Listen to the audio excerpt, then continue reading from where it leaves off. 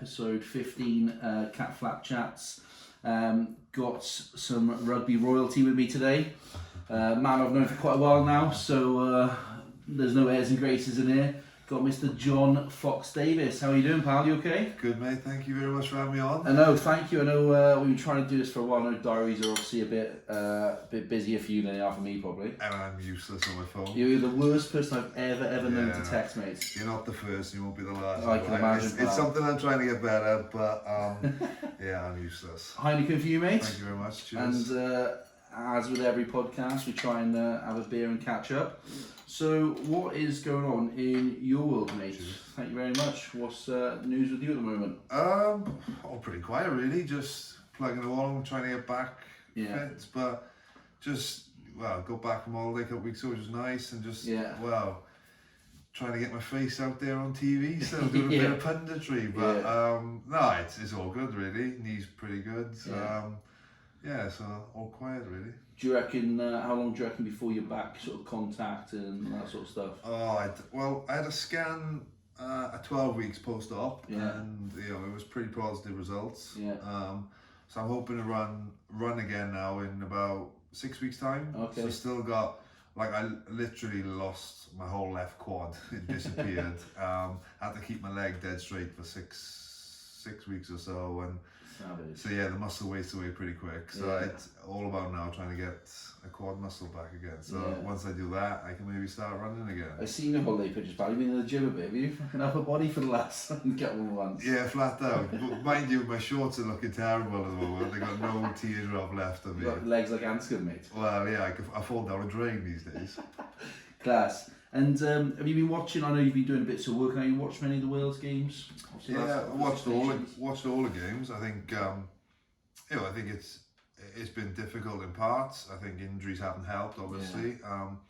But I think what you've got to concentrate on is the boys. It's a complete change of philosophy, management, and it just needs time. And I think we've shown glimpses of some really good stuff, and it's exciting, really. Personally, I look forward to hopefully getting back fit and getting involved in what they're trying to achieve. And it is very difficult, and it's difficult task to follow up on as well. But I think with a group of players, there's a talented bunch of players, and I think we're still in pretty decent shape. We just need to make sure that we're trying to keep as many boys on the field fit, to be honest. Out of the physio room. Yeah, exactly. Yeah, less boys in the physio room in the gym, and the more on the field, hopefully. Have you spoken to Tom Kintercool? Do you know him from before? Or no, I've never met him. I'll have my shirt back soon, pal. No, none of that. None of that. No, I think he's gone really well, and I think he's definitely been a positive in the Six Nations, and I think it's going to be a challenge. Hopefully for me to come back and push to get back in the squad, and it's what you want to do is test yourself, and I look forward to that. But I think credit him, he's been really good, and I've enjoyed watching how the team have changed and played a bit more, and it's for me, I love playing a bit of rugby like that. So we'll see. What's it like? You've had unfortunately, you've had a couple of injuries where you've had a bit of a layoff. In some ways, does it give you a bit of a rest for other niggles in your body? Whether it's your shoulders or your back. I don't know what niggles you have. What's that like? It is difficult, being away from the game for a long period. So I think my first big injury was I tore my ACL at 18. So I was out for 9 months there.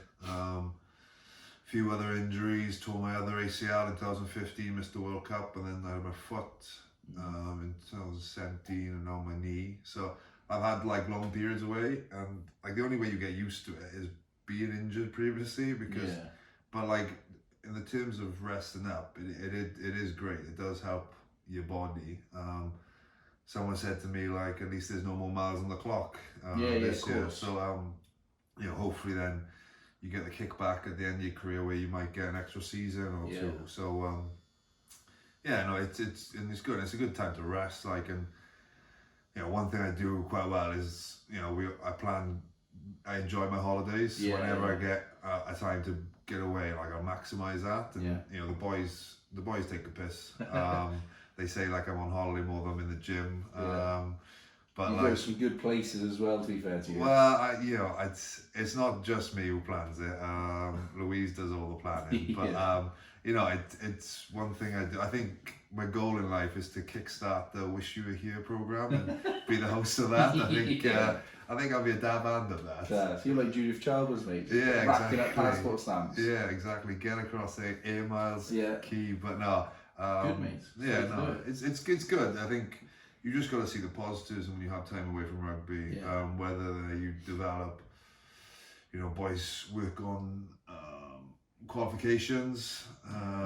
They're probably the sensible ones. Where I'm going on holiday and sitting on a beach or whatever. But I think it's each to their own, and you just got to maximise the opportunity you get. Yeah. Take me back to actually England-Wales coming up now. So this will go out on the Monday after England-Wales. You were born in England, weren't you? Yeah, Solihull. It was in Birmingham, mate. Birmingham. Traitor, pal, you've gone across. No, well, to be honest, it's something that everyone picks up on, like, you're born in Solihull, and I was like, yeah, I don't even remember it, because I think my parents got married, moved away, and then, lived in Birmingham, Solihull. I was born, and then 6 months later they moved back west, and by the pub then from there, so I have no recollection of Solihull or anything. Probably a good thing.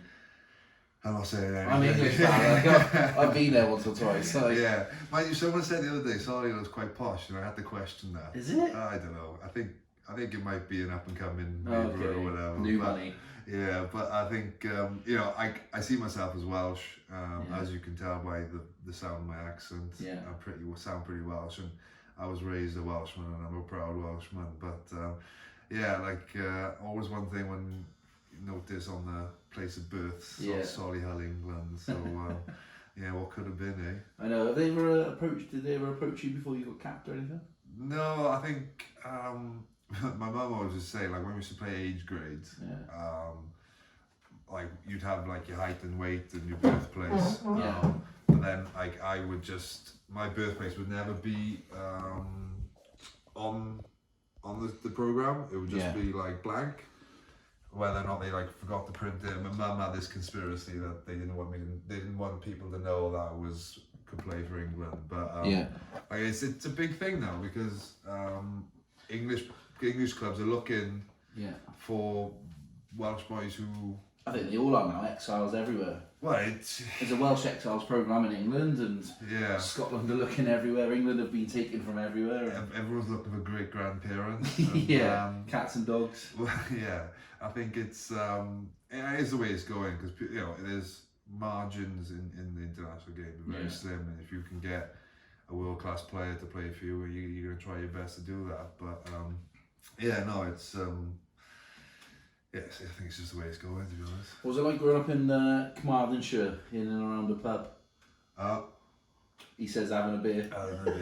I think the pub was a great upbringing. I think when we were kids, the pub in the village was like the centre of the community. You'd have like Guy Fawkes night there, Carnival night there, Christmas, there'd be a raffle. There'd always be something going on in the pub, and then like friends from school, we'd be like playing in the pool room or like billiards and stuff like that, and all the parents would be getting drunk, singing, and like Tina Turner on the jukebox.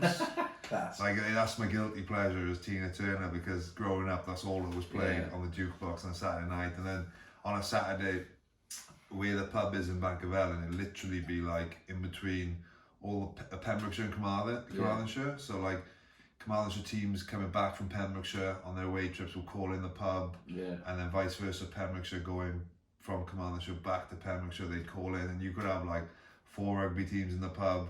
My dad would be rubbing his hands thinking, yes, we're in tonight.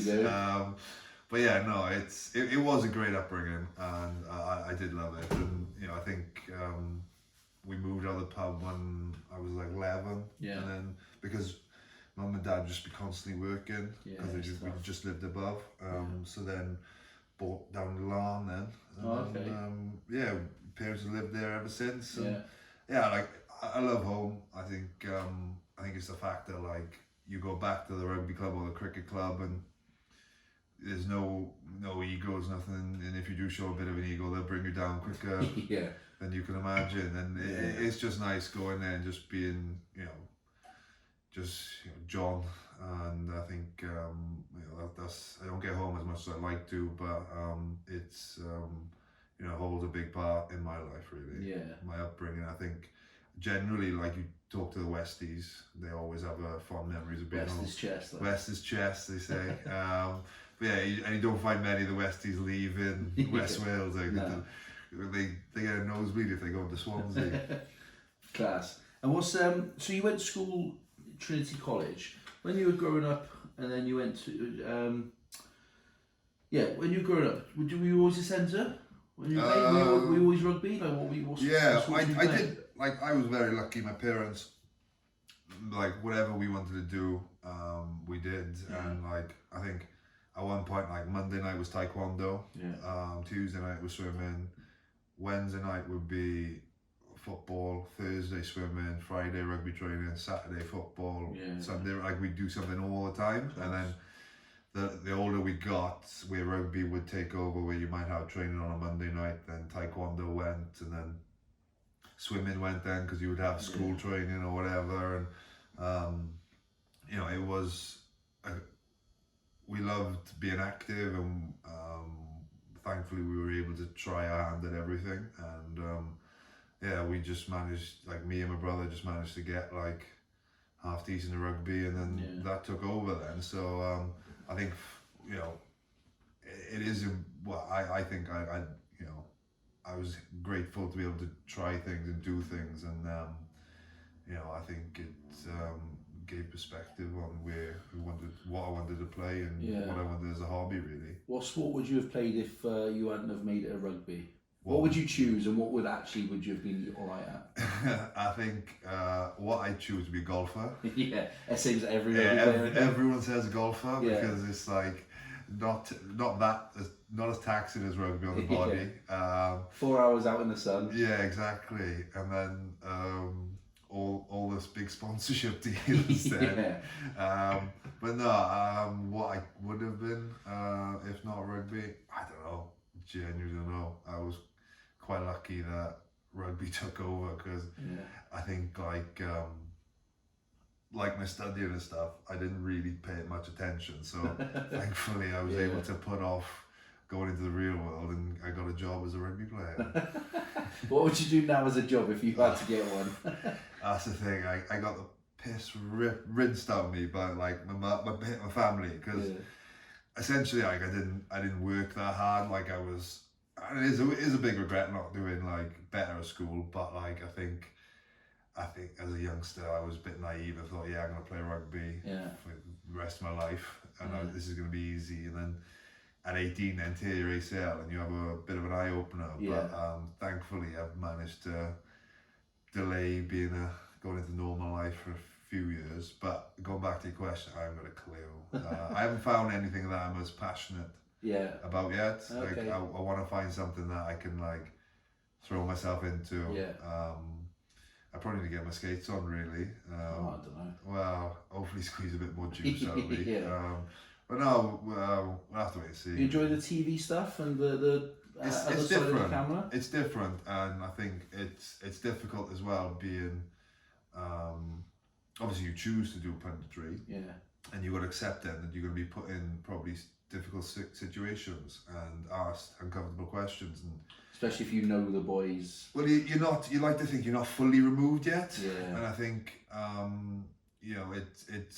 it's being smart, and you have to be like quick on your feet, really, not say anything that you don't want to say, because when you do interviews, when especially unless you're very comfortable in what you're saying, it's like knowing when to stop. Because if you think you're right, if you say a 3-word answer and you think that's enough, and then someone looks at you and you think, oh god, I gotta say another sentence. The last one you're gonna say is something stupid. So I stop really bluntly. I'm about to say something stupid, but but look at like Haskell when he sounded drunk on Sky. That was comical, to be honest. I don't know what he was thinking, but he acted casual about it. But no, I think it is good fun. It's different. I don't know whether I'd like to do it after rugby. But you can't really count on that, because the amount of boys retiring to the amount of like seats in front of a camera is a vast difference. So you either have to really jump into it and really be good at it, to get that seat essentially. So I don't know if it's me, but I'm not really counting on that. Yeah. Well, I suppose one thing for your obviously benefit, there'll be for you obviously Welsh speaking, so that's something different. Some would argue that Welsh speaking. It's not that great, is it? No, look, I'm very proud to be able to speak Welsh, and I think at times it's good, and at times like whenever you get an English word stuck in your head, and you think, all right, I can't think of the Welsh word of this, and then you're gone then, and it's happened a few times, but Welsh speaking does help, and like you can always practice it. Like I've just forgotten words. Yeah, you obviously don't use it day to day now. No, not like in school. It was like first language, and you would say it. Words would be automatic. But now you have to really think, and as you probably heard being here, it can be quite tongue twisting at times. But look, I think for me it's something just to be proud of, because like wherever you are in the world, you'll always find a Welshman who can speak Welsh, and they'll make a point of speaking Welsh to you. So it's as long as you can say a few words now. Well, you go to Argentina and there's people in Patagonia that speak Welsh, and there was I was in Llandovery College the other day doing like an appearance, and this kid came up to me. He goes, "Oh, I'm from Patagonia. Can you speak Welsh?" And I was like, I half tempted to say no, but he goes off, and it's bizarre hearing Welsh coming from an Argentinian, really. But no, it's we'll see what happens after that. See what happens. If not, there's your modelling contract down in Saundersfoot, pal. That poster that's on the side of the hill. Oh, for the New Year Day swim. Yeah, it's been there for about 15 years. Yeah, and I'm probably about 10 kilos heavier at that point as well. I think they need to update it. I actually did the swim a couple of years ago. Did you? Yeah, I started the race, and they were like, "Oh, well, off you go then." I was like, "Oh, shit." I'm first, am I? Yeah.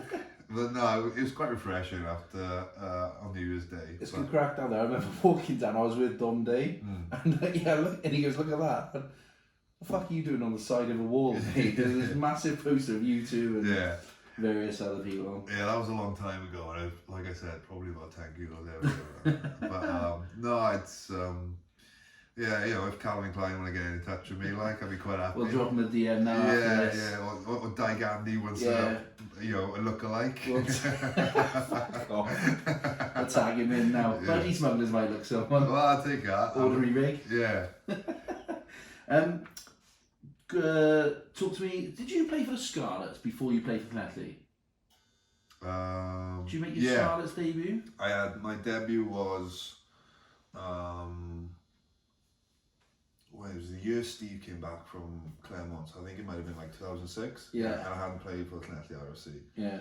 But will you go through like the academies and age grades and stuff? Yeah, so I think like 15, 16, started in Scarlets Academy. Yeah. And then you play like the Scarlets age grade regional thing. Yeah. And then you just get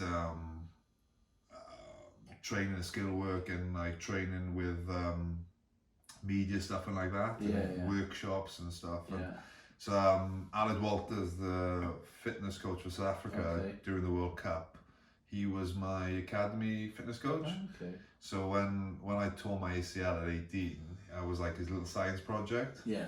And you do like, he did all my rehab, and John Miles as well, who's the Welsh physio now. Like, it was literally, I was in the gym all the time. I lost my neck because I was so big. I think I got up to like 112 kilos, which was... I'm still bigger than that now. Yeah, slightly different body type, but like I literally didn't have a neck. And Reece Priestley just called me Round Man. It was in that age group then, so it was you, Priest, who else would have been in there? So the academy at that point, we had Ken Owens, Priestland was in there, myself, Josh Turnbull, Lou Reed. I spoke to him yesterday, Lou Reed. Yeah. He's doing an episode of this one day. Yeah, I think... Loose cannon. Yeah, that would be one of the funniest episodes ever. Yeah. So he was in there, and he was just brilliant. I'd never seen anything like the guy before. I was 16 when playing for Wales 16s, and this 6'7" guy with glasses on and thick rims, like. Yeah, thick rims. But I remember we were playing Wales in the 16s, and we have our jersey presentation day of the game, and we're in our suits getting ready to go to the game. Yeah. So we have our jersey, and it's like all serious. Yeah. I walk into my bedroom in the hotel. I don't hear the room door shut. Yeah. So I like put my shirt on my back, turn around. There's Lou Reed. He's got his blazer, he's got his shirt undone, his trousers down by his ankles. He's like, come here, boy, give me some love, like that. Literally 3 hours later, we're playing against England, but he's a character. He's a different man. Yeah, he's special, he is, and I love playing with Lou. I'm trying to think who else was in the academy. Who's playing now? We had a good academy. We won like most of our age grade competitions against the other regions. But yeah, no, it was, so you progress through there, and then at 18, you have like, you train with the seniors. Yeah. Just like an exposure, which is quite surreal. Like as a little kid, like you're in the change rooms with Steve Jones, Dwayne Peel. Yeah, I was thinking that. Regan King, Matthew Watkins. You know, Matthew Rees, Yeston Thomas, all these guys were internationals. Growing up watching. And yeah, exactly, and it is bizarre. And Simon used to be as well. Oh, class, you know, all these people who have been like, you know, quite influential in different types, different stages of my career. Yeah. But yeah, I think it was at that time they had a really strong squad. For me, it was just awesome to be involved. So that after that pre-season, I played a pre-season friendly. Yeah. And then I had my ACL reconstructed then after a couple of games because my knee was just giving way to me underneath me. It wasn't stable, so I had to have surgery. And so I felt like I was getting somewhere, and then I had to start again almost. And then like a year later or something. Well, a year later then, because I put on so much weight in the gym, I couldn't run. I was so unfit. I remember playing a pre-season friendly against Exeter. I hadn't played now for 12 months. Mum and Dad drive all the way down to Exeter, like 5 hours in the car. And I last about 20 minutes because I'm sucking air from every hole in my body. And it was like, you know, and I remember coming off and Phil Davies was like, oh, we expected that. And Mum and Dad was just like, Dad just said something like, well, 10 hours in the car for 20 minutes, yeah, we'll take that. Great returns. Yeah, but my dad's always been like that. Thanks, pal. Yeah, he's probably like my harshest critic after me, but yeah, like their support's always been great, like, but yeah, all the way down to Exeter to 20 minutes, and it was a shit 20 minutes as well. Thankfully things got better. Yeah, the only way is up then. Yeah, we started at the bottom. Class. And then you made your Wales debut in 2009? 2009, yeah, on the North America tour. Was it the Lions tour that year? Yeah, so every other Welsh player was on the Lions tour, and I was the last man left. So yeah, but that tour was like so much fun. Did you go to Canada and America? Canada first, so we went to Toronto. Yeah. And then we went down to Chicago then. Yeah. And like there was loads of experience on that tour as well. Yeah. So like Dav Jones, that was another one at the Scarlets who was a big influence. Yeah. Mark Jones as well. All these names were involved. Like Dwayne Peel, Gareth Cooper, Ryan Jones. Yeah. Loads of experienced players, and they literally took us under our wing. Yeah. Like, and it was a tour because we were expected to win. What were you, 20, 21? 21. Yeah. So then some of the boys like Biggs was on that tour. Yeah. Sam Warburton got his first cap, same game as me. And Dan Evans as well. So these were boys weren't 21. So obviously drinking laws in America are very strict. Of course. So like I think we arrive on like the Friday, and then we're not playing until a week Saturday. Yeah. So like couple of days adjustment. Dav Jones is like, come with me, Foxy boy. Yeah. Like that. I'm like that, drinking with the boys. I was like 21. Oh yeah, eyes were like wide all the way through, and just an amazing experience. Yeah. And then obviously the boys were 20, like they were like stuck in the hotel or had to go to Hooters and have free wings. All you could eat wings, like. Carry on, boys. Yeah, all the best. Yeah, so we literally I got captain the Canada game. Yeah. And was that Gats's first? Was Gats there then? No. Or did he come in after that? Coaches on that tour were Rob McBride, yeah, Neil Jenkins, and Sean Holly. Gats was on the Lions. Oh, of course he was. Yeah, sorry. So of course. yeah, they were the coaches on that tour. And, quite relaxed then. Yeah, like so the first couple of days quite relaxed, yeah. adjusting as you say. But then you gotta see the sights, didn't you? Yeah, you got to. And then when first week was a bit more serious against Canada because they were the tougher opponent at the time, yeah. And then went down to Chicago then, and I've not done Chicago. I've heard great things. Yeah, amazing city. But yeah, it was a great tour, and like I honestly thought like international rugby was a piss up. Like, that's it. That's the life. Yeah, it's like right, I got to try hard now to keep in this squad. Yeah. But then the following in that autumn then brought back down to earth abruptly because it was it was like we played I think New Zealand, Argentina, my first home game in Cardiff, Argentina, I get charged down, they score. We play Australia and we have loads of injuries on the wing. We have two wingers go down. I have to play the rest of the game on the wing. Yeah. I got Digby Ione in the prime of his life running rings and around he was class then as well. Yeah, and he made me look like I wasn't class, just to say. Was it like you and Jamie in the centres at the time? Then? Yeah, that game, me and Jamie we were centres, and I was playing 12, he was playing 13, because at the time I was playing more 12. And he had started at full back and wing, hadn't he? Yeah, first cap. Then obviously a couple of injuries went down. I'm on the sting. Yeah. There was no give it to the gas in that game, and then then missed that following Six Nations. Yeah. And then went to New Zealand and got capped there and played with Jamie. He was inside, I was outside, and then from there then we progressed to play a lot more with each other then. I've asked all the lads so far who've been capped, what was your initiation, pal? What was the song? Because you have to sing a song, don't you, after... Yeah. What did you... Was yours... Did you do yours in America? Yeah, Canada? Did mine in Canada after the first game. What did you do? Well, this cap, first cap and 50th and 100th cap has just escalated now. Because when I got capped first in 2009, it was literally you had to sing on the bus. Yeah. So it wasn't so bad because you have a couple of beers, you have to walk down, you sing in front of the coaches. Yeah. But like it's just the bus. Yeah, yeah. And then one of the boys was like so nervous about it, singing in on the bus and waiting to get on the bus. He literally just went up into a function and did it in the function. So since then, like we've had to do it in the function, and it's like 300 people in this function. Like you almost feel like you're in Glastonbury. Yeah. Like, but the best first song I've ever heard is Lou Reed. Is it? What did he do? I'll let you. Oh, I'll let you ask you. Let him ask him, but it was the best because in the function there's like a piano player sometimes. So Lou started singing this song, and the piano player started going, and literally, like the room erupted. But mine was on the bus, and I sang "Do a Diddy." What's that? There she was. Oh, just walking down. Yeah. So my theory was right. I got a song that other people have to sing. Have to join in. So 50% of the time I'm not singing. Yeah, it's fucking tough otherwise. Oh, it's more daunting than playing, honestly.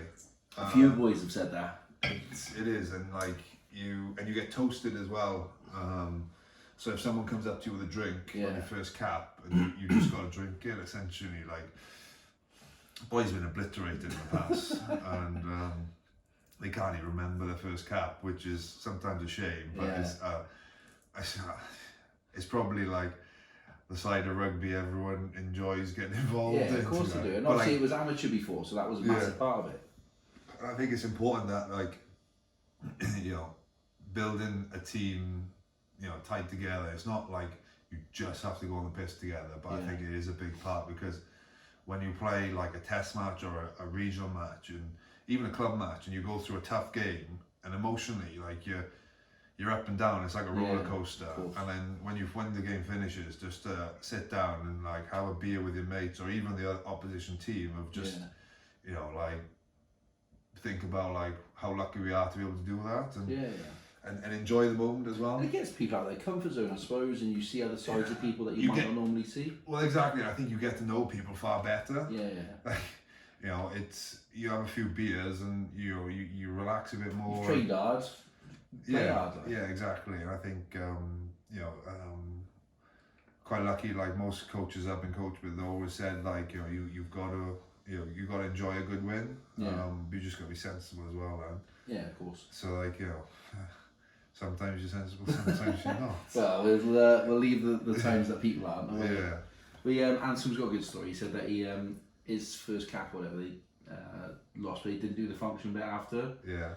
And Jamie Roberts reminded him 4 years later. He sat around and he just got stung, and he was like, "You fucking serious or what?" I think one of the boys, he had his cap back on the summer tour, and then the following Six Nations, I was like, "Oh, you haven't been toasted yet, have you?" So like literally, I toasted him, and then I go and toast Gar. Gar's like, "What? I got capped like 10 months ago."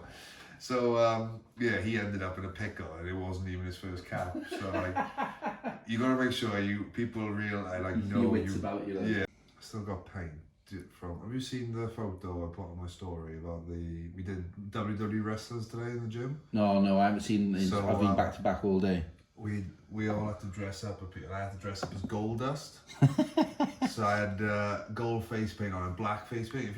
It looks my eyes like I've had a black eye.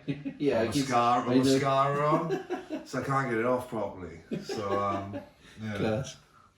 Funny, mate. Right, that's all good to go. So basically James Granger's gone, ask him what happened the third day in Portugal. Right, so I've gone, oh fuck it, I'm going to ask him. Because he can say it himself. Dylan's single, yeah, exactly, he can't fucking do anyone over. But it turns out Granger's the real story is they fucking met this Irish guy. He's with his family, fucks off the family, they end up in a strip club with a fucking load of gear or whatever and fucking have a blast, do you know what I mean? Yeah, there we are, I've run it. That's not recording yet. The story he comes out with is they fucking meet this Irish family, end up on the piss day 3 or whatever, go to a strip club. Granger isn't seen again for the rest of the week. So it goes live, Granger's just met his fucking missus, right? So Granger's like, "You fucking pricks." And I'm like, "What? I don't know, like, I don't care." Whatever. You just asked the question. Yeah, exactly. But you asked your own question yourself, you fucking know. Yeah, exactly. And then the Blues are ringing me, you got to take it down, you can't talk about fucking Granger and about Dylan and strip clubs and stuff like that. So I'm like, no, well, I'll go ask you to fucking go for a fucking beer with him now, have I? They were just annoyed because I didn't tell him I was doing it. But to be fair, I checked it with Luke Broadley and he was like, as long as it's not a WRU type podcast, which is not, like, you're fine. So that'll be alright, be fine. So then the following week, we did chickens. I remember because you said about the Wales Online article. Yeah, but so he spoke about loads of good stuff. They just picked up on the fact that he come over and found it hard. Welsh media and Twitter is fucking nightmare. Yeah. And they picked up on that. Yeah. But then Dylan's asked the question on chickens, going, "What happened in your downstairs toilet?" Right? So I'm like, do I ask this? Because I know I've got in trouble already once with the Blues. Dylan, you're a fucking idiot. Fuck it, I'm going to ask it, right? Yeah. Basically, chicken had a party, all the fucking Blues have gone with their missus. Imagine like there's a fucking toilet there. Dylan's taken his missus in, fucking ragged her around the toilet and come back out. So chicken's told the story. I'm like, fuck. I was like, fucking let it play. Well, exactly. You're just asking. I've got to be a little bit careful now because it is my relationship with the Blues and. Yeah, yes, of course. Yeah. Bum's back now as well though, so. How's he back? Yeah, he started today, mate. Started back at the Blues today. Fucking third time lucky, eh? He that should be alright. Yeah. If that goes off, I've got batteries in there, so it should be fine. But it's only on 2 batteries. Just talk for me, Val. 1, 2, 3, 4. Hello. Yeah, that'll be fine. Good. So you meet Joe Joel from West Wales. Joel Gwen. Well, the best teams I've been involved in is like when the boys come together after a good win or after a tough loss. I think you got to stay tight and. Been very lucky, like all the players, all the teams I've been involved in have been like that, and yeah, it is difficult, and touch wood, I haven't had too many tough losses to take in really. So thing is, so obviously World Cup come forth, Heartache, 2012 Grand Slam. Yeah. All right. Yeah, we won the Grand Slam. So literally come back in October, I think. Yeah. Play for Scarlets, and we go to Gdansk in Poland. Oh yeah. Oh, in for January. one of these training camps. So we go there in January. Yeah. And we get there, there's like 6 inches of, well, more, 10 inches of snow on the rugby field. Yeah. We're doing like early morning training. We're doing swimming galas. Like everyone thought we had Ireland in a swimming gala first came up. Like, but no, it worked immensely because like you have the cryo sessions in between. Yeah, so I cryo 3 times a day. But like it was able to, like, I think we had a couple of injuries going into that first game, which were doubts. But then without those camps, the boys wouldn't have been fit. Yeah. So they served their purpose massively, and it's just nice to get away. But it was so cold, like literally wear your whole kit bag out in the day. Yeah, freeze it. Are there times there you think to yourself, not why am I doing this, but this is tough, like? Not the training, like I remember doing like a fitness session on the beach, and the water would come in on the tide, and then it'd go out and it would just freeze straight away. There'd be like a sheet of ice. It was that cold. Wow. And we're doing a fitness session. There's a bit of down ups and a bit of passing and running, and I didn't have any gloves, so my hands were going in the sand, and I was like literally couldn't move. Yeah. I think it was just me and Jamie doing this fitness session. Yeah. And the coach was doing it with us. He said, "You haven't got gloves on?" And I was like, "No." And my hands were like stuck like that. Yeah. And he takes one. He goes, "Have these." He says, "No, it's all right." He says, "Don't worry, I got 2 on." And I was like, "Oh, thank you." But you do think like boys will say this. I moan when we do fitness or anything like that, and that's like, "Oh, this is shit. Why are we doing this?" But I think it's probably the way I cope about it. Yeah.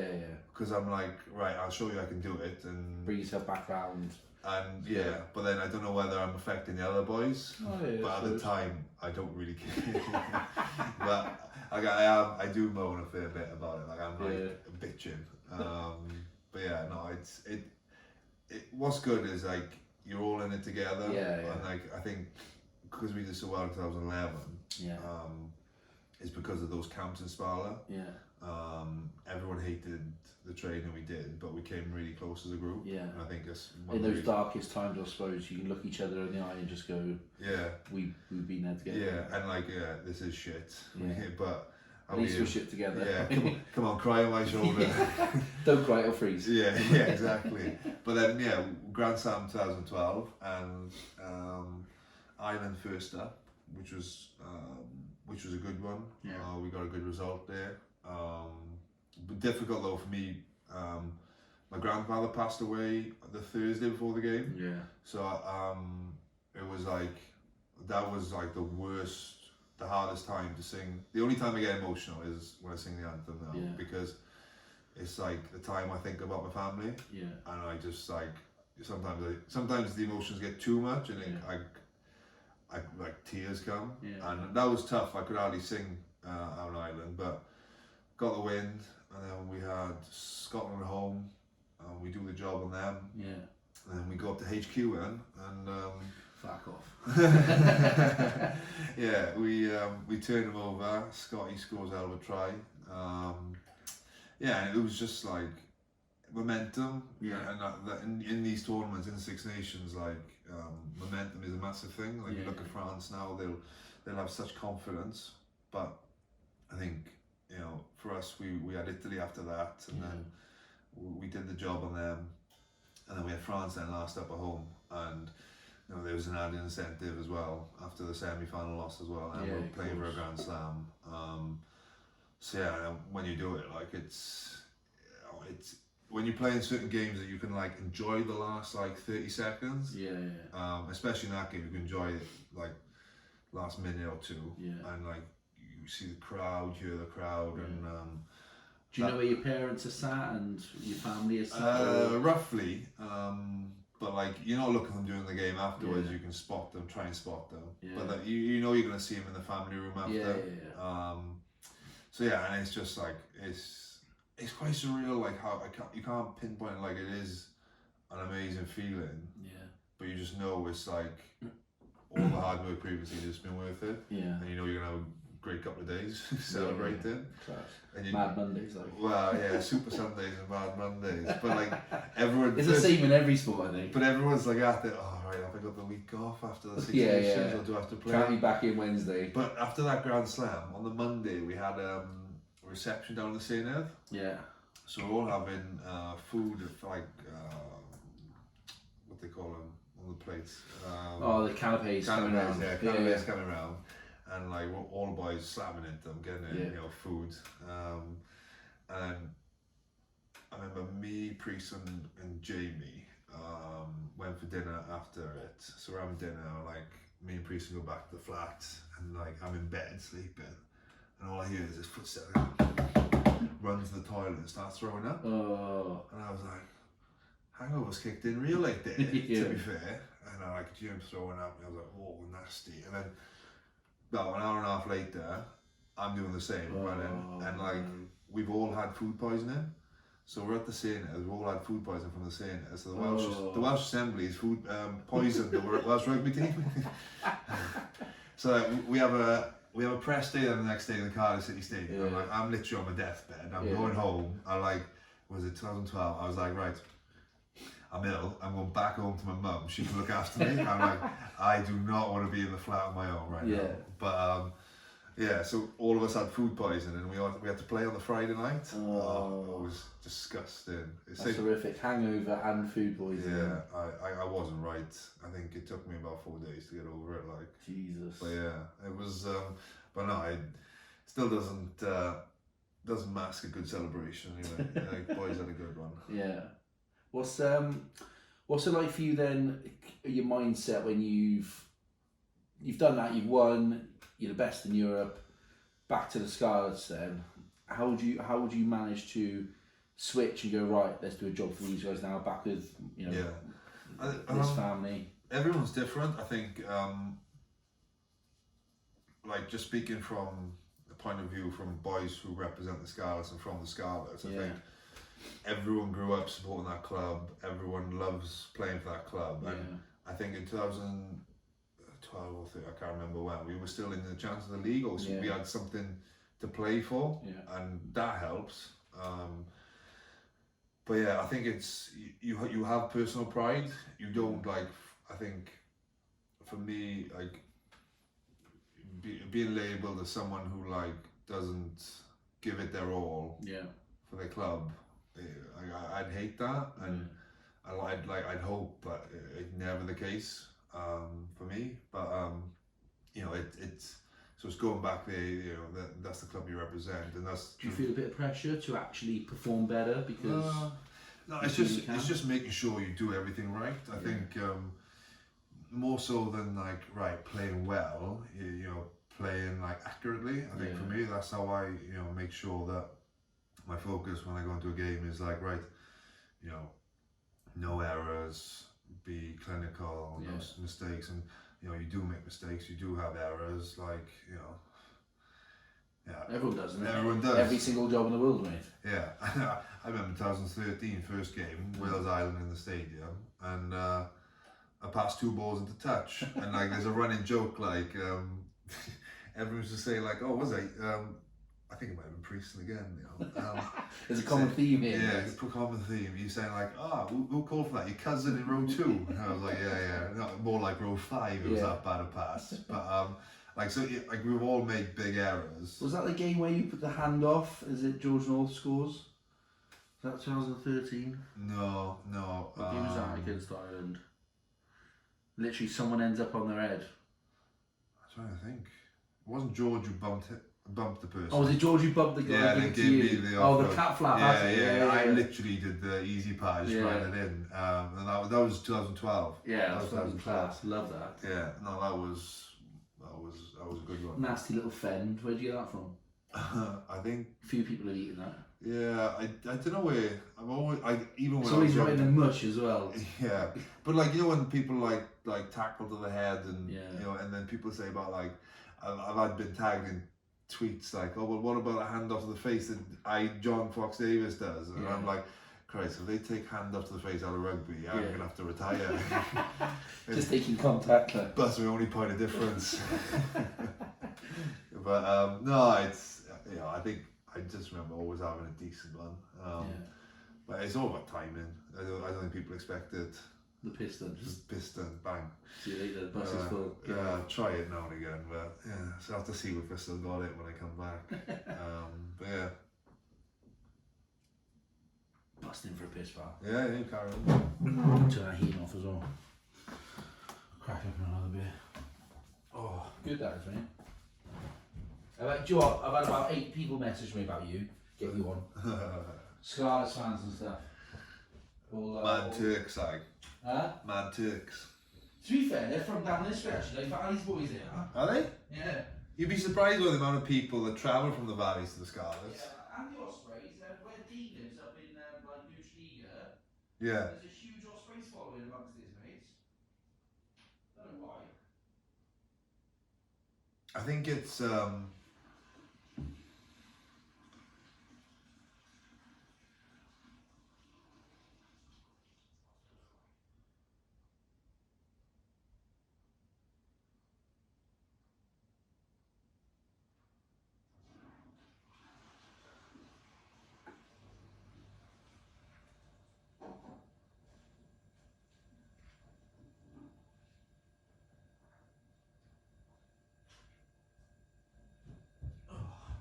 Priestland's funny man, he fucking cracks me up. He's good value in Italy on Dom's wedding. Mate, he's funny. I've got some fucking great stories. Oh, I can imagine. I've asked him and he's like, oh, I don't know if I fancy it. Yeah, he's got some great stories about me as well. Like, Is he? I was gonna text a few people and I was like, I don't know where they might go and I don't want to start fucking getting myself in trouble more. No, Right. So tell me, Lions Tour 2013, yeah, Australia. yeah. Before we get to the third test, and obviously fucking everything that happened there, which was nothing. Yeah, nothing really do you. What was that like? What's the Lions Tour? How does the Lions Tour differ to, not just in terms of players from other countries, but what's the setup, the camaraderie? How does that differ from like your Wales squads and your Scarlet squads? I think it's like just the whole even the selection process, like naming the squad. So 2013, we were training and like they stopped training. Like training was like around the announcement, and like you sat in the team room in the Scarlets now. In the Scarlets, and you're like watching the TV, and what do you call it? Cheers. And you're thinking, right, we won the championship. Yeah. I played quite well. Yeah.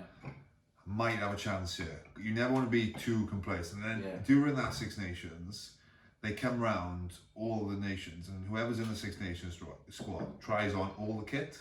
Oh, okay. And gets suited up for them. Oh, okay. So like before the squad's even announced, you're measured up for every single bit of kit. Also, everyone in the squad. You've done your headshots in the kit. You tried on the suit. You've put on the Thomas Pink boxers. I did not know that. Because so there's going to be players who have done that and then not been selected. Yeah, like the whole squad. Fuck. Yeah, and like you don't want to do it because you feel like you're tempting fate. Yeah, of course. I did not know that, mate. Yeah, so you sat down in the team room and you're watching it, and it's going like, was it alphabetical? I can't remember because it went. I don't know how it was done, but George was announced, and he was at the Scarlets at the time. Massive roar like that. Yes, like that. And I'm like, you literally, your heart is pumping, and I think I was next, straight after George. Yeah. And like, you're just like, oh my god. And then people tap you on the back, and it's well done. Your phone's going mental. Shaker on the edge, like. Yeah, come on, let's get in. And then, but then like for me, I always wanted to walk straight out and just like call my parents. Yeah. Because I knew they'd want to speak to me. Yeah. And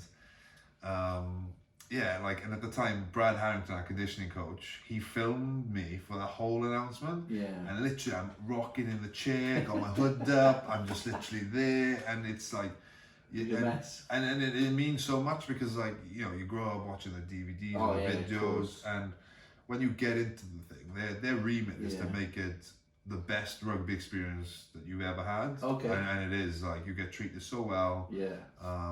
You know, you don't have to think about anything bar rugby. Yeah.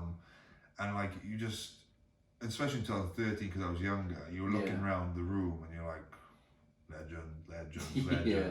Some people on their third and fourth tour. Yeah, you're like, oh my God, what am I doing here? Yeah. And then, but then you have to go back to, after meeting everyone, you go back to your club and you're playing like 3 or 4 games. Okay. And you're sketching every game because you just don't want to pick an injury. Yeah. And was it Shanklin that got named twice and didn't well, play? Definitely once. I don't know whether it was twice. And it's like, that is so savage, isn't it? But in 2013, we were playing Ulster in the semi-finals of the Guinness R-League, whatever it was called at the time. Rabo or something like that. 14, and we lost quite heavily, but we had so many injuries. Like 2 players were stretchered off. Priestland in the warm-up, I re-ruptured his Achilles. Someone else did his shoulder, and like I think we might have 2 shoulders, 2 stretchers, and someone off. And then I was like, oh, right, I just want to get off the field now. Like, I do not want to play because I want to, like, you know, the game was lost. I want to go on the Lions tour. So you get on the plane and then you just get excited. We played in Hong Kong first. Oh, of course you did. Yeah, I remember that now. So like HSBC sponsored it for the first time, did they? Is that the? They sponsored that tour. Yeah. And they had a tour game against the Barbars before going to Australia. Yeah. I was the hottest, most humid environment I've ever played for in my life. It was like, it took us about what was meant to be like a 10-minute bus journey. It took us like an hour. So we had short turnaround the changing rooms. Sweating. But like our warm up was only like 8 minutes. Yeah. Because it was so warm. Yeah.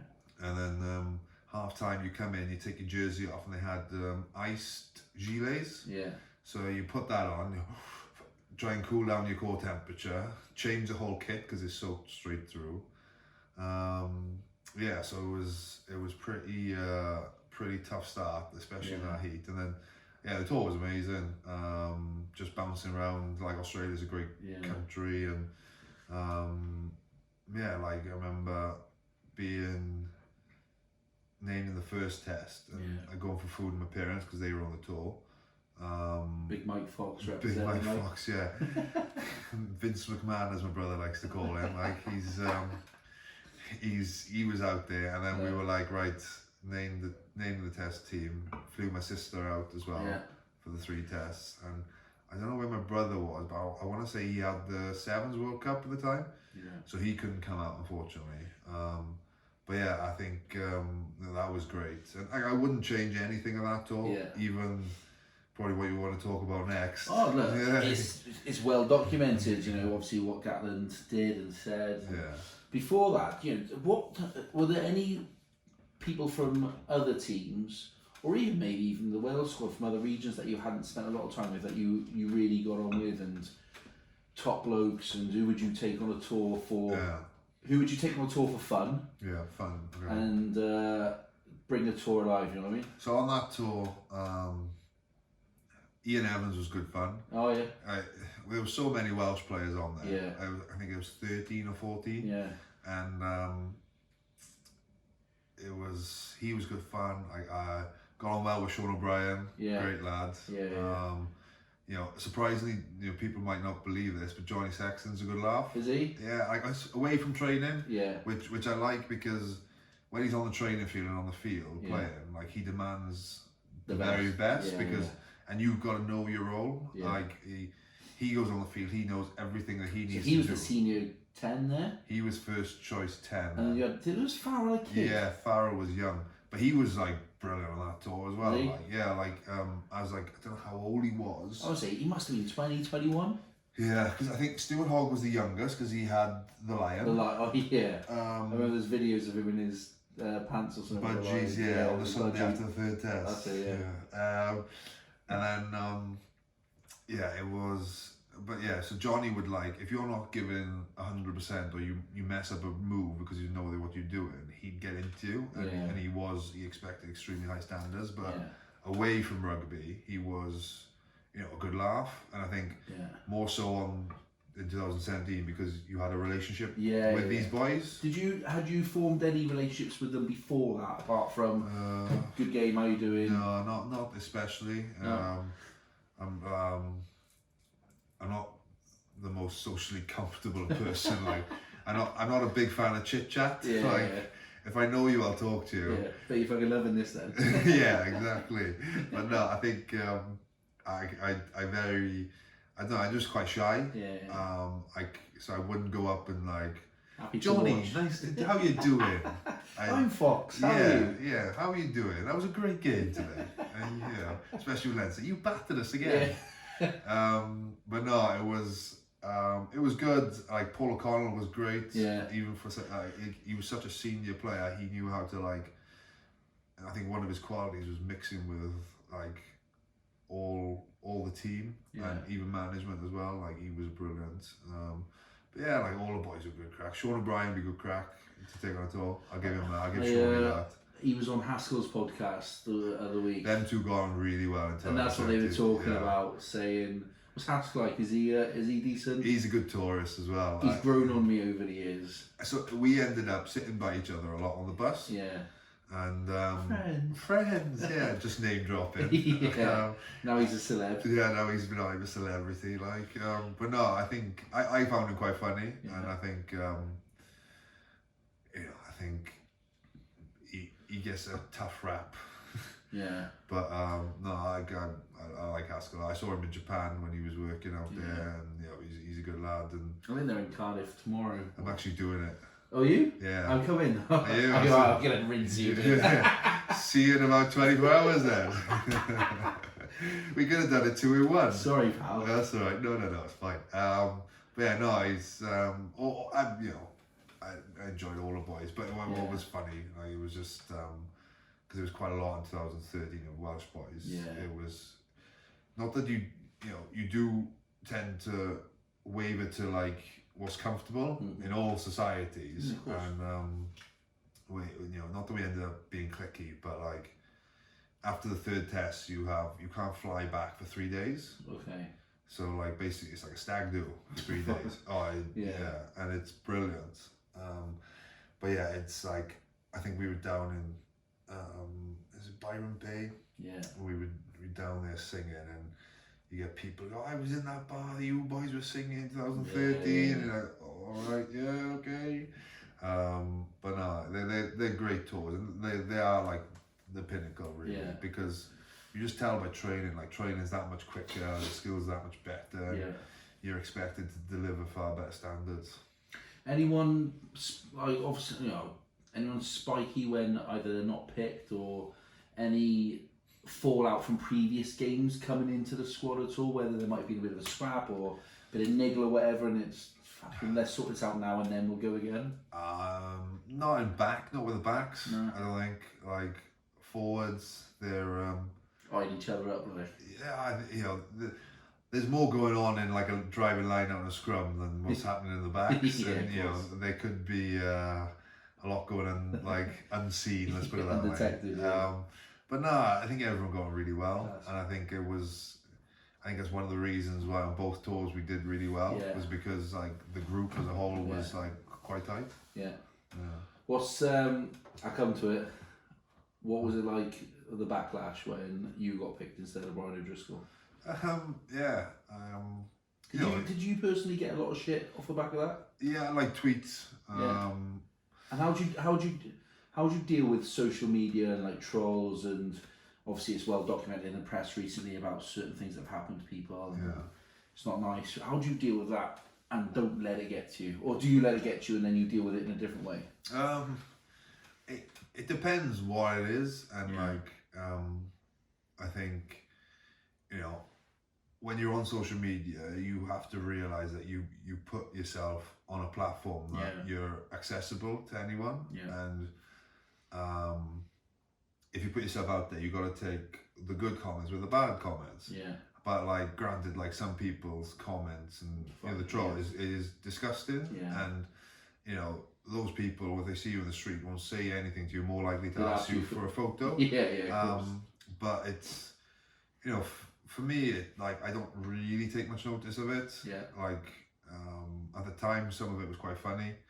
I remember one tweet, like, just arrived in Sydney, might try and find John Fox Davis, break his leg, hashtag justice for Bod. And yeah, I was like, you know, whatever. Do you ever bite? No. I've learned from like growing up with my brother. You bite, you literally give yourself up. But no, for me, it's like, you know, you're welcome to your opinion. You know, it's not the right thing. Just, you know, some of it's ridiculous, and you know, especially what you said about what's been going on in the press. But, you know, for me, I try not to let it get to me, and you have to remember sometimes that, like, if you put yourself on a platform and you know you're accessible to everyone, you're gonna get a backlash at times, and it's just the nature of the job, unfortunately. Did you know it was what? Did you know the team before you did the conference? I can't remember the press conference directly now. So I did, the squad. I was told that. So I played 12 the first couple of games, and they were like, Rob Howley and Gas called me into the room and said, look, you must be doing the so-and-so moves for the 13 role. And I was like, oh, yeah, and like smiling. And they go, you're right? Yeah. And they're like, oh, what's wrong? What are you smiling for? So it's all going to kick off soon. And so you preempted it. And like, because you realise, because it's not just any other player, is it? As well, and he's a legend, and I looked up to him. And what was he like after? So the team was announced. We get on the bus to train, and like he walks past me and shakes my hand and congratulates me. And do you feel awkward? Yeah, you did feel awkward. I thought we would. Yeah, and like I had to really quickly change my mindset to concentrate on winning a test match. Because if we didn't win, it'd be 10 times as bad. Of course. But like, you know, we had, you know, the most important thing is that like there was 40 players. We all wanted to win a test series, and that's what we were trying to do. And you know, everyone helped the team and the squad prepare for the game, and it showed in that game. You know, we battered Australia in that game, and it was like 20, 30 points in the end, wasn't it? Something like that. We scored 40, I think. And you know, it was a great moment, and you know, I think I've said in the past, like, you know, I remember thinking, right, I'm going to do a Lee Westwood and tweet some of these guys back, but then I was probably too drunk to use my phone. But yeah, we had a beer afterwards. We went down to, what's the beach called? Give me some names of beaches. Bondi Beach. Went down to Bondi, and you know, we all had beers together, and you know, I think the most important thing was winning the test series, and you know, thankfully we did that. A couple of days before, Gats goes, all right, Foxy? I was like, yeah, not too bad. Tough couple of days. And he goes, yeah, I know how you feel. And he goes, just make sure you fucking win. Otherwise we're both fucked. I love that though. It almost like takes, although there's pressure, almost just takes the pressure off you, because it's like, fuck it, we're all in it together. And I think, well, as well, like there were so many Welsh players as well in that. Catflap was on fire that tour. And but then Tommy came back fit, and he was excellent in the test series. Like there was so much experience and strength and depth in that squad. So it was. Thankfully, we won, and we, you know, enjoyed it. Had you signed for Clermont before you went on the Lions tour? No. So you come back. And then went straight to Clermont. No, I had a season left at the Scarlets. Well, the season at the Scarlets, and then I went to Clermont then. Talk to me about France. Oh, class! I did love it. Lots of people go over there and struggle, I think. I don't know. I don't know what you see from the outside. I think I struggled as well at times. Like I went over there when I signed for Clermont.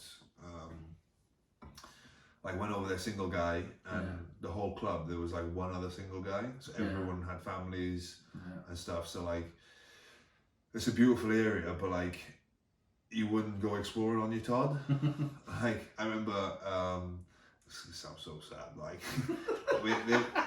this is ridiculous. So there was like loads of lakes around. David Strettel, when he came to Clermont, he was like, "Oh, I went to this lake, and every day like different lake. I'm like, Christ, have you got a book on lakes or something around here?" So yeah, one day I thought, right, I'm gonna go and look at this one lake he keeps going on about. So I drove up there on my own, and I was like standing there. I was like, "Fair play, this is pretty good. This is." And I was like, but I was on my own, so I was walking around. And I was like, right, I need to tell someone. So I ring my mum. I said, "Mum, I'm walking around this lake, and it is beautiful." She's like, "Oh, FaceTime me then." So I FaceTime my mum and showed her this lake. She said, "Oh yeah, it is pretty, you know." And my family would come out and see me, but it would be it's a completely different culture in that as well. It is, and like I'd be the one. So say like some of the foreigners, say their wives and girlfriends went home, I'd be like the rent-a-wife. Yeah. So like one of the boys' wife would go back to NZ. I get a phone call, "Oh, what are you doing for dinner tonight?" Yeah. And then the next night, "Oh, do you fancy dinner on mine?" So I'd be like on call for these boys just for affection, probably. Bit of company. Yeah, but no, it was awesome, and it's totally different, the culture. Where like the French people like love and play on so much emotion. Yeah. Is it the Stade Michelin? Stade Michelin, yeah. And What's that like to stay? One of the best place to play club rugby. Yeah. Without doubt. It looks berserk. Yeah, and like the fans are so passionate, and you know, they love their team, and I love playing there. Playing there, and you hear things and like you see interviews or whatever. Was the training and that professionalism a bit behind? I was very lucky. Old school, should we say, rather than behind? I was lucky in Clermont. They were building this massive multi-million training facility. Oh, I've seen it. Yeah, I've seen pictures you showed me before. Yeah, and it was awesome to use it, and I think Clermont's working week was very professional, and the conditioning staff were thorough, and the medical staff were great, and it was so for me, I can't comment on that. Yeah, but it was. Like what I loved about the French culture is like they just love the casual beer. Yeah. Where like when I was growing up in Wales, like if you went for beers, you end up in a ditch probably. Where in France you'd end up having a couple of beers and then have a nice glass of red wine and some nice food. Yeah. Which I loved, and then like I remember like Tuesday would be one of our hardest days. Yeah. And afterwards, then we'd be like a couple of the foreigners. We'd have this little group. Gosh, should we go down for a beer on a Tuesday? And like, yeah, we'd adopted this casual beer Tuesday night. On Tuesday night. So we were drinking in this tobacco. This guy's got a little pump, one little pump, and then we're having a demi, so like a half, and then the guy behind the bar is thinking, right, I can get some money out of these boys. Gets one of these big Heineken crafts, fills it up to the top, puts it on the bar, and he goes, "Oh, bon chance, like good luck." And then ended up and you drink a fair few, too many, and then you go for food, and then a couple of Frenchies might come and join you as well, and then it started to snowball, to escalating, where like near enough like 15 people go for a beer after training. But then day off on a Wednesday, in this new training facility, we had like a steam room. Oh, class. So boys would come in on a day off, and I think the conditioning staff were like, "Yeah, boys are getting their recovery in." But what they didn't know was the fact that the boys were trying to sweat out the alcohol. But no, I did love it, and like it was difficult when I left because this French season was still going, and Wales were going on a tour. Yeah. And I was going on a Welsh tour, and I left before the season was ended, and like I would have loved to have finished the season there. So because they runner up the 1 year. Is that the so Champions Cup? Yeah, Champions Cup we lose to Toulon. Yeah. And that year then, so the 2 or 3 weeks later, I turned ACL. And they done the league as well, didn't they? Come second in the league one year. So that year they came second as well. So I tore my ACL and I missed the rest of the season. That's right. So I remember seeing you when you were back here in the summer. Yeah. I remember someone going mad at you, like, "Why have you gone to France? you've taken the money, blah blah blah, and I'm like, I know. I went to France for the cultural experience. the lakes. Yeah, the lakes, obviously. I remember saying to him, I was like, mate, I don't know what you did for recruitment or fucking whatever. Right? I was like, if someone offered you twice as much money, I don't know what your fucking money. I don't know. 4 times as much money. If someone offers you twice as much money, you can still play for the fucking main team in Wales, but you can live a slightly different and better lifestyle maybe. Why wouldn't you? It's not the same. Yeah. It fucking is, pal. You just ain't there. It was difficult because I felt like I never played as well as I could have for Clermont. Yeah. And never as well as I could have for Wales, because with travelling back and forth, when you sign up, you know you're going to travel, but I don't think you appreciate how much it takes out of you. And I think so 1 Six Nations, we go into a camp on the Monday, so I think I play on the Sunday. Yeah. I get a taxi from Clermont to Lyon, which is 2 hours. Jesus Christ. Yeah, and it cost a fair bit. Why did you get? Oh, they wouldn't put a driver on, or no? So you yourself, and then I flew from Lyon to London. Yeah. I had a car then pick me up, driving to Cardiff. So that was Monday, like mid-morning. I get to Cardiff. Train Monday afternoon. You're up at 3 or 4, is it? Yeah, give or take, something like that. Train Monday afternoon, train Tuesday, train Wednesday morning. You're fucked by then. Wednesday afternoon, I was flying, because in France, you have, unless you had full release, you have to go back to play in the following weeks. So on the Wednesday afternoon, I flew Cardiff, Amsterdam, Geneva. Jesus. And then the team manager from Clermont picked me up from Geneva and drove me to Clermont, which was 4 hours. I get back to my flat in Clermont at like 2:30, 3 in the morning. I'm in training at 8 on the Thursday and expected to play. I think I pulled out on the Friday because I was like, my body was just so tight I could hardly run. Yeah. So then after that, then I was meant to play, and then you go back to Cardiff to train 2 weeks, back to France for a week, it was all like the reason I came back was the fact that I wanted to put myself in the best place to play for Wales. To play for Wales, and that was being back in the Scarlets. Yeah. I had met another club in England, and I was very tempted, but like I wasn't true to myself, because the reasons why I wanted to come to leave Clermont was to be in the best place for Wales, not in an English club.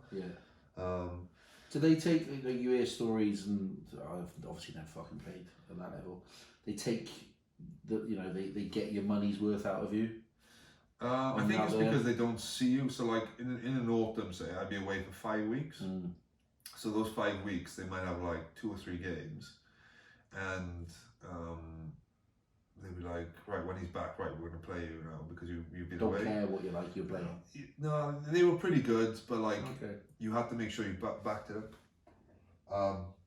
Because I think, again, for me, like, I didn't want to be seen as just on a jolly. Yeah, I'll get myself ready for Wales. Yeah. And like I think probably I picked up a few bumps during 1 year. And I think it's because I was traveling loads back and forth with Wales and stuff. And yeah, it's like I just wish I could have played a bit better for them, because in my eyes I did love being there.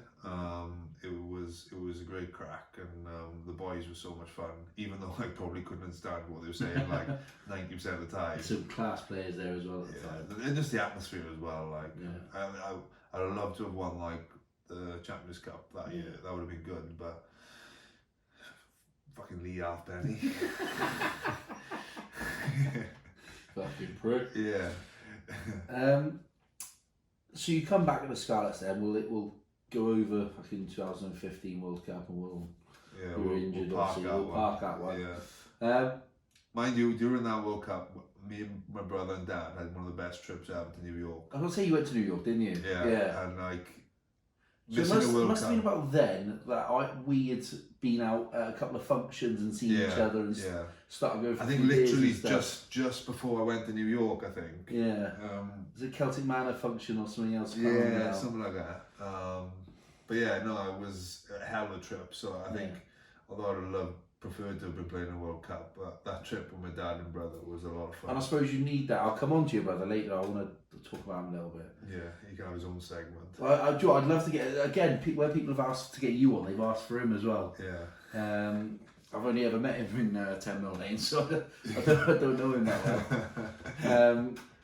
That's good though for you to take your mind off. Obviously injured, can't play in the World Cup. Like you said, go and take your mind off and actually don't dwell on the fact that you can't do certain things, but go and experience other things as well. Yeah, no, I think it is, and I think it's probably one of the reasons why, like we said earlier, is like when I go on holiday, I make sure I do it right. Like, and the phone's off, let's go. Yeah, the phone's off even when I'm in Canada. But no, I think we flew to New York and yeah, it was class. But then we were in this pub and we ended up watching a rugby game in this Irish bar, Brass Monkeys, which on the receipt had "In God We Trust." Oh, fuck it. So I think I sent it to him on Twitter. Yeah. He says, "I can't get away from you." And the guy who owned it, we came back, so we watched the rugby in the morning because of the time difference.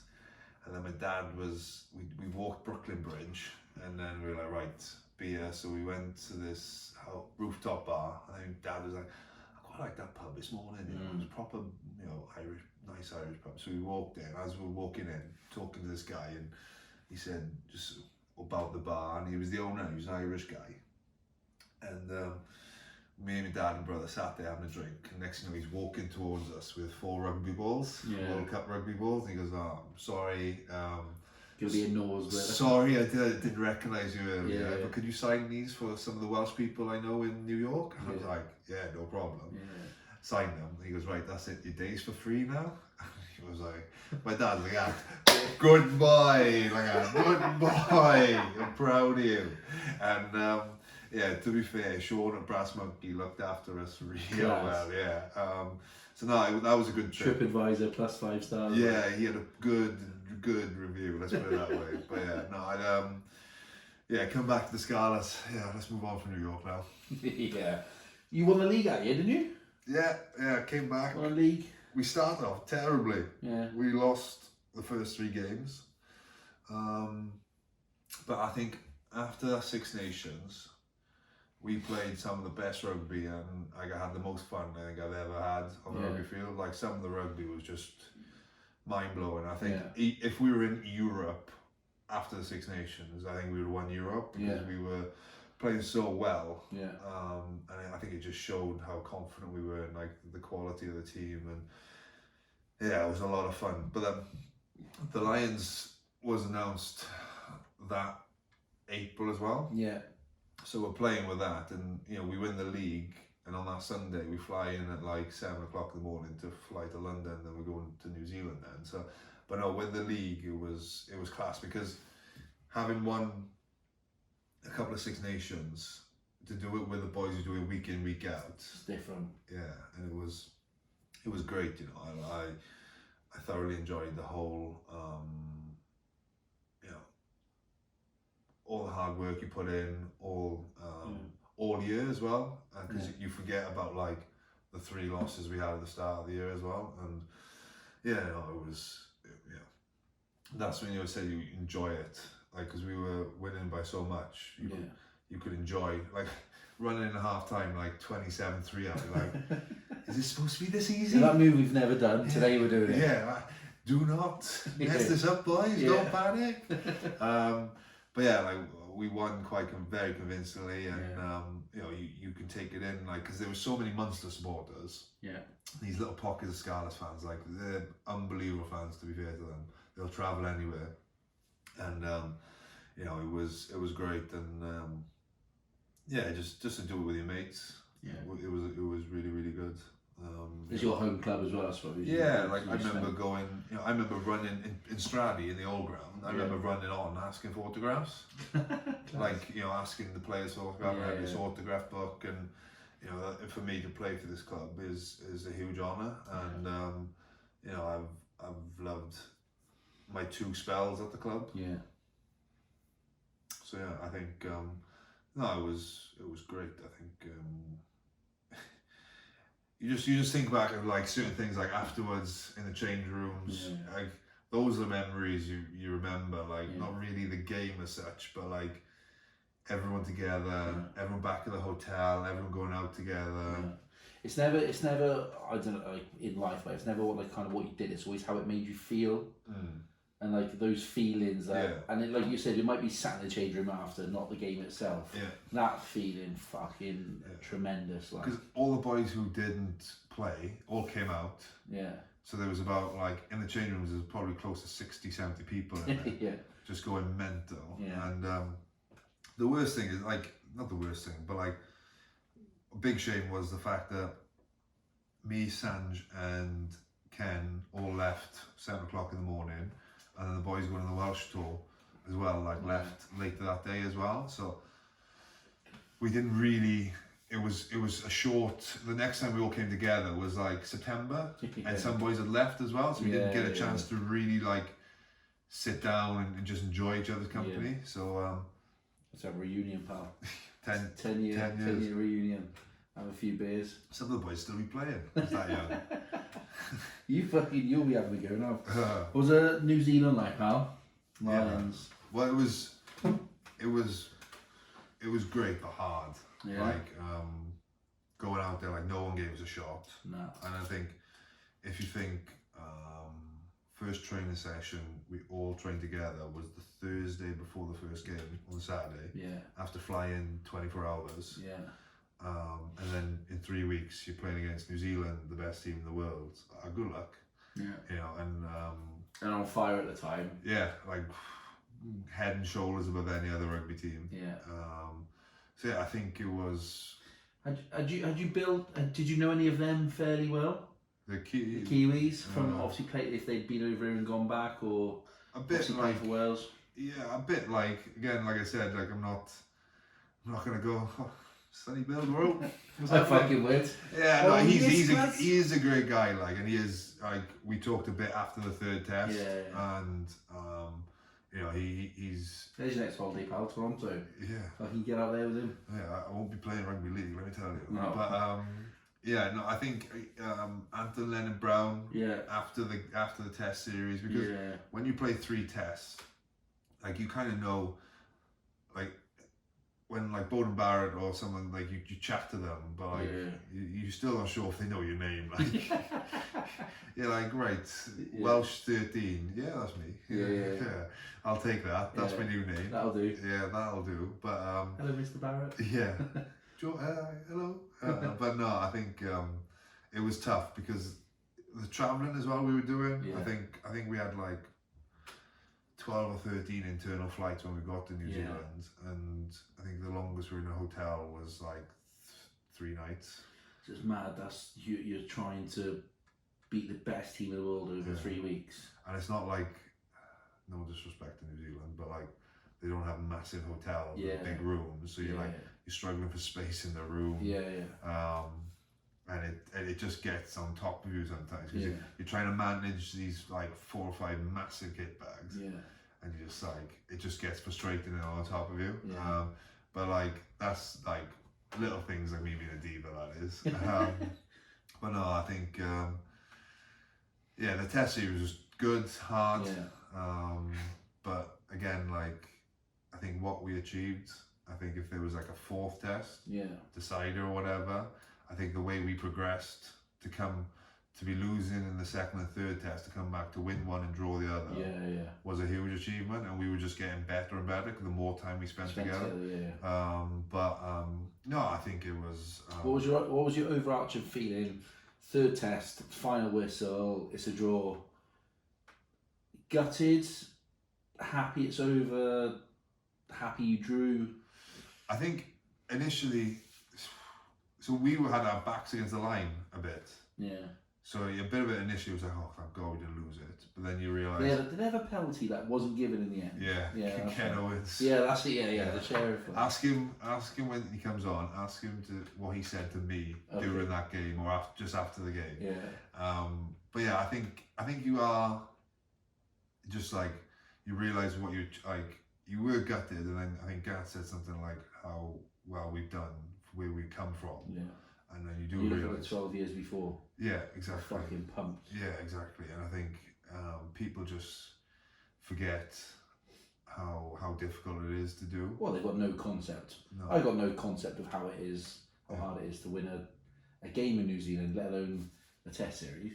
All you know is what people tell you. Yeah, and I it was great. So I think looking back, it is like I do see it as an achievement, but then not like I think it's difficult to put on like could we have won, should we have won, but like you just gotta take it as it is. Like we drew a Test series, we gave the best shot as we undefeated as a Lion.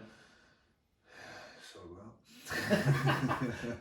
yeah, no, but I'm just very grateful to have like a good squad around me. I was, but no, it was they're a big part of my career and like something like I look back with extremely fond memories. A couple of things I just want to. I know I've taken most of your night here. Obviously, 2019, another Grand Slam in the bag. Yeah. Thanks for coming. Yeah, man. Good. I remember. My memory's awful. Like that New Zealand series. I'll remember Sanjay's break and the fucking try. The Australia series, I remember Cuth's breaking these scores. Grand Slam, I will never forget. I was in the Philharmonic and 2-3 minutes in against Ireland. Well, when I was in Paris, so I'll obviously never forget. I seen you in Paris after the game. I'm surprised you remember that. How well? Just about. Jesus Christ, that was a lot. That was day one, mate. Yeah. That was a fucking long 6 a.m. in the services, like memory or whatever on the M4. You just doing your Gavin Stacey memory service. Oh mate, honestly, so everyone's getting coffees, and I said it was a girl's birthday. I said to her old man, "Should we get a bottle of Baileys for their coffees?" Yeah, go on, let's get some beer. Oh fuck! Next thing you know, fucking slammed. Excitement, first day excitement. I buried myself in the stadium in France because we'd had a few beers. We'd been for dinner actually, a real nice dinner, a couple of glasses of wine. All the boys went to the game, all the girls went to a bar. They didn't want to go to the game, so it was pissing down. So we all went to the game, and it was fairly cheap, the beers in there, but they weren't pints. Demis. So, the Demis. Yeah. So and they were plastic glasses. So I was like, I think there was 5 or 6 of us. So I was getting either 10 or 12. Yeah. But I was fucking racing through when I Billy Big Bollocks like. Yeah. Mate, after the game, went back and met the girls. My missus, she must have said something, and I just fucking blew it. But I was in the wrong. Yeah. And I was just like, next morning, I was home in bed, just like, fuck, what did I do last night? Yeah, it's like the worst, man. It's a lager, mate, fucking. But so you've won that. How you won that after that first half, tremendous. Yeah. Then the other thing I'll remember is that chip and chase against Ireland in the first couple of minutes. Yeah. And Hadley scores, and the whole place in the pub just went fucking berserk. Pints going everywhere.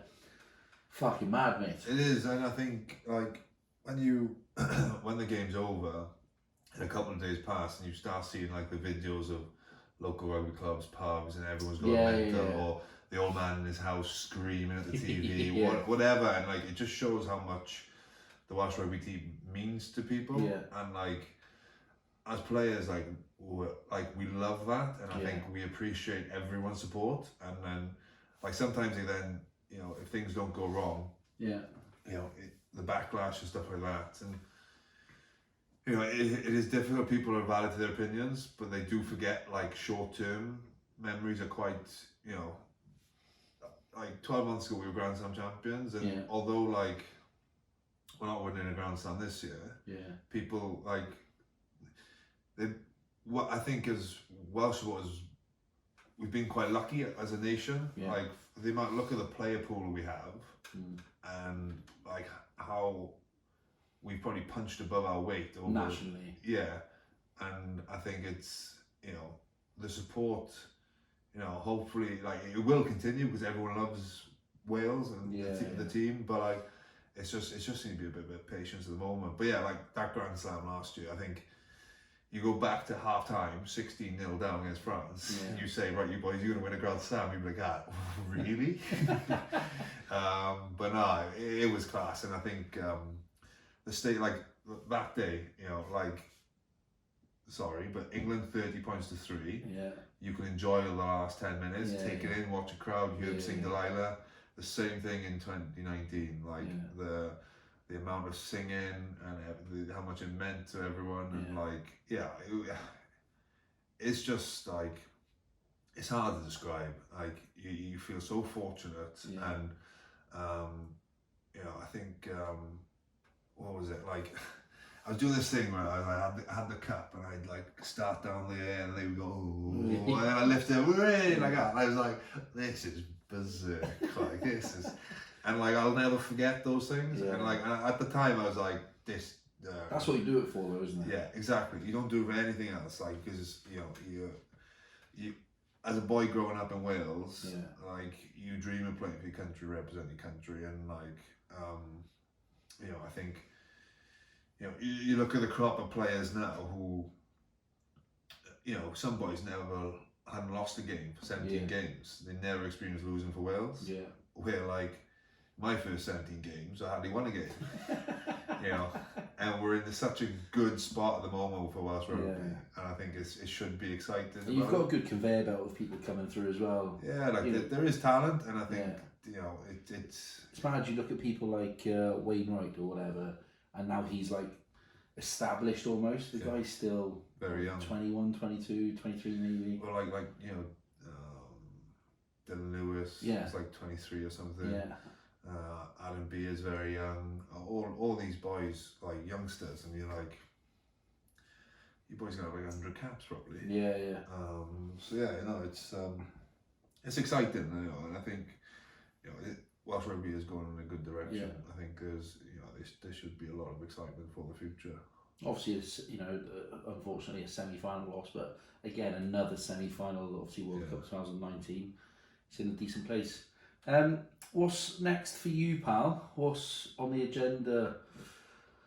Lions? Do you look that far, or are you one of those people that just takes it sort of couple of months at a time? I think more day by day, to be honest. Yeah. No, I think like I'm enjoying my rehab at the moment, and I'm getting some good work done. Yeah. Got a new dog now, so got a new dog. Huxley's running rings around me. So like literally, so I come back from Japan. Yeah. I think my knee's pretty sore, but it's not that bad. I was able to play. Yeah.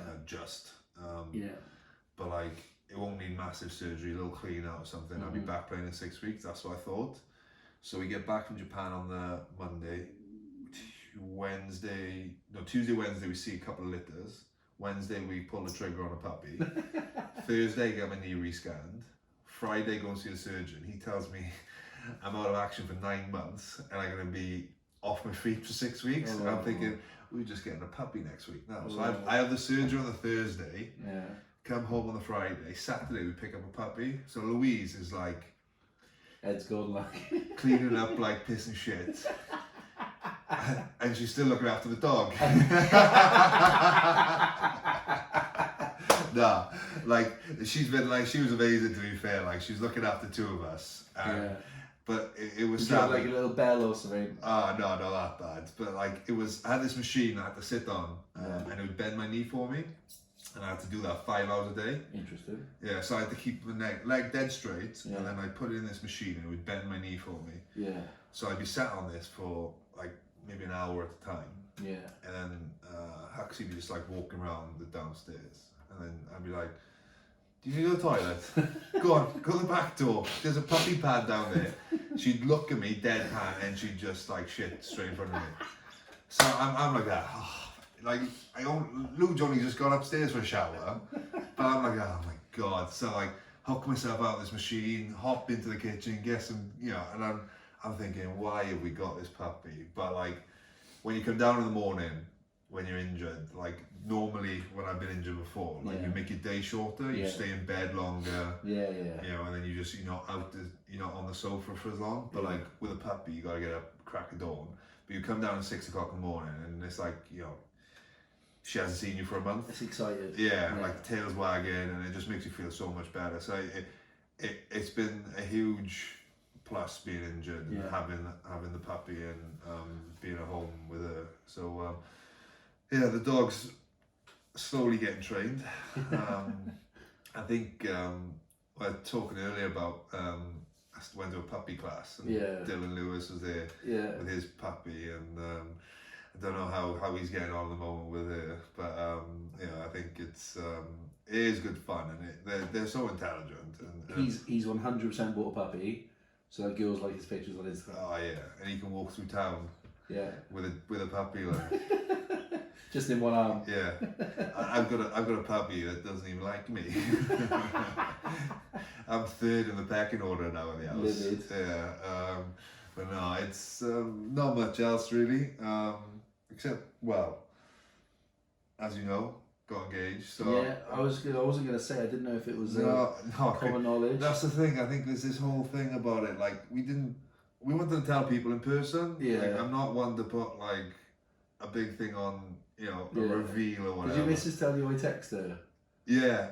She's fucking seen it. Yeah. So like, I was. There's no big reveal or keeping a secret.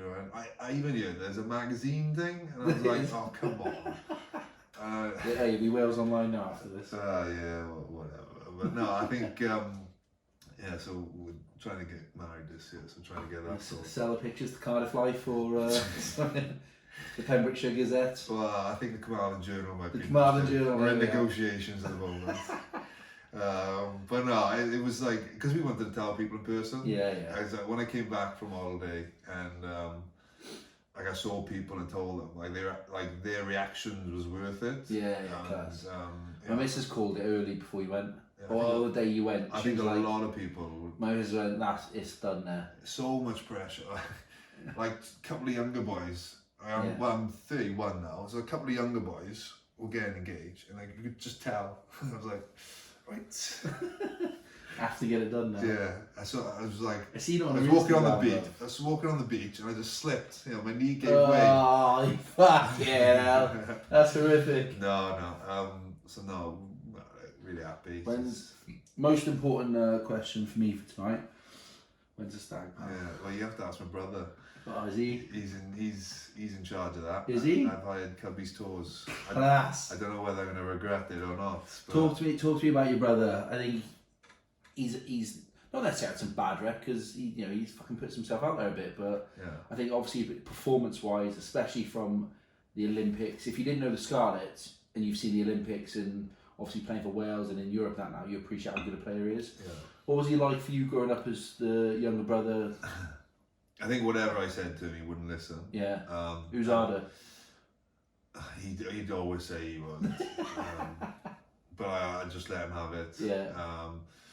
But I think he had this reputation that what he did off the field transferred onto his training. Yeah. But more so than ever, whenever he crosses the line on the training field, he's there to work and he'll work his ass off. Yeah. And I think it takes people time playing with him to realise that he is actually like that. Yeah. In and around the team, away from the training field, he is he brings everyone down. He's into everyone. Yeah. But when he's on the training field, he works extremely hard. Yeah. And people realise that when he's in the squads, and that's a credit to him then, because he's probably changed a lot of people's perceptions. 100%. We've got a couple of clients that are big Scarlets fans, and they'd pick him over. Now, whether or not it's because he's a Scarlet or not, but they'd pick him over some of the other back row options without a question. They absolutely fucking love him. Yeah, I am probably a little bit biased as well, but no, I think he's. Mine and his past was slightly different to professional rugby. Mine was a bit more straightforward. He went to uni. He was told that he'll never be a professional rugby player. Yeah. He's worked his socks off, and I still got pain from. Have you seen the photo I put on my story about we did WWE wrestlers today in the gym? No, I haven't seen. I've been back to back all day. We all had to dress up I had to dress up as Gold Dust. So I had gold face paint on and black face paint. It looks my eyes like I've had a black eye. Yeah, mascara on, so I can't get it off properly. So Class. Funny, mate. Right, that's all good to go. So basically, James Green just gone. I'll ask him what happened the third day in Portugal. Right, so I've gone. Oh fuck it! I'm going to ask him. Because he can say it himself. Dylan's single, yeah, exactly. He can't fucking do anyone over. But it turns out Granger's basic. Right, the real story is they fucking met this Irish guy. He's with his family, fucks off the family, they end up in a strip club with a fucking load of gear or whatever and fucking have a blast, do you know what I mean? Yeah, there we are, I've run it. That's not recording yet. The story he comes out with is they fucking meet this Irish family, end up on the piss day 3 or whatever, go to a strip club, Granger isn't seen again for the rest of the week. So it goes live, Granger's just met his fucking missus, right? So Granger's like, you fucking pricks. And I'm like, what? I don't know, like, I don't care. Whatever. You just asked the question. Yeah, exactly. But you asked your own question yourself, you fucking know. Yeah, exactly. And then the Blues are ringing me, you've got to take it down, you know, you can't talk about fucking Granger and... It'll be a lot of fun, I'm Are you scared? Nah, like, you know, I like to think, you know... It's the only thing I fear in life, mate. What, you stag? My own stag, because I have buried so many people. Yeah, it does come I've been back a to bite dick. your ass. I've been a dick to so many people as well. But like, even if I'm not my brother's best man, when he gets married, whatever he does to me, Oh, it's coming back. I've got, Yeah, I know I'm after him. Yeah. So, yeah, be warned, Kelly. Hey, look, mate, I really appreciate you coming in. I know you're a busy man and you got your missus and your dog to look after now and obviously your rehab and stuff, so... No, it's been good, mate. Really appreciate it, mate. I'll see you tomorrow night. Yeah, see you on another podcast. Hey, mate, cheers, I appreciate it. Thank you. So that was episode 15 of Catflap Chats with John Fox Davis. Big thank you to everyone that is downloading and subscribed and leaving reviews, whether they're good or bad. I'll just laugh at you either way, so keep them coming. Thanks to the Heinekens, you know who you are, and we will catch you next week. Over and out.